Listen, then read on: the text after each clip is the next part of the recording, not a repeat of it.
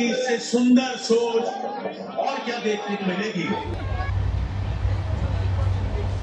आज অত্যন্ত বাঙালি হিসেবে এবং রেলওয়ে ম্যান হিসেবে আমরা গর্ববোধ করছি যে পশ্চিমবঙ্গবাসী একটা নতুন ট্রেন পেল, সেটা নয়।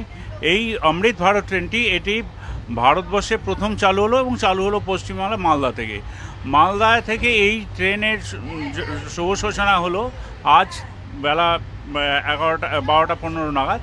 তো প্রধানমন্ত্রী অযোধ্যাধাম স্টেশন থেকে এটি শুভ সূচনা করলেন। এই ট্রেনে এটিকে আমরা সাধারণত কলকালি যেটা বলে থাকি যে সাধারণ মানুষের জন্য বন্দে ভারত।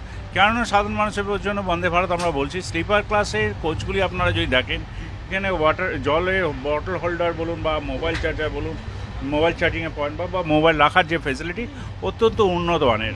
কোচগুলোর সিট দেখুন, ফ্লোরিং দেখুন, প্রত্যেকটা উন্নত মানের। এবং এই ট্রেনের বিশেষত্ব হলো পুশ পুল সিস্টেম।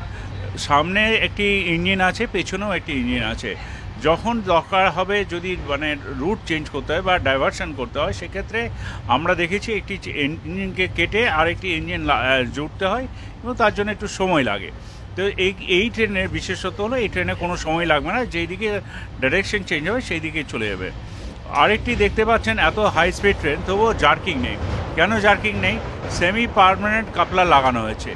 আর এই যে ভেজিটেবল, যেটা দেখবেন অনেক বয়স্ক মানুষ বা অনেকে একটা ফোবিয়া থাকে, ভেজিটেবলগুলো আমরা সেমি সিমেন্টেড আছে।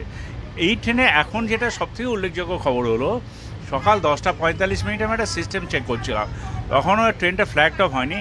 তখন দেখলাম যে অলরেডি 7 তারিখে, যেদিন আমাদের কমার্শিয়াল রান শুরু হয়েছে, ট্রেনকে ওয়েটিং লিস্ট চালু হয়ে গেছে।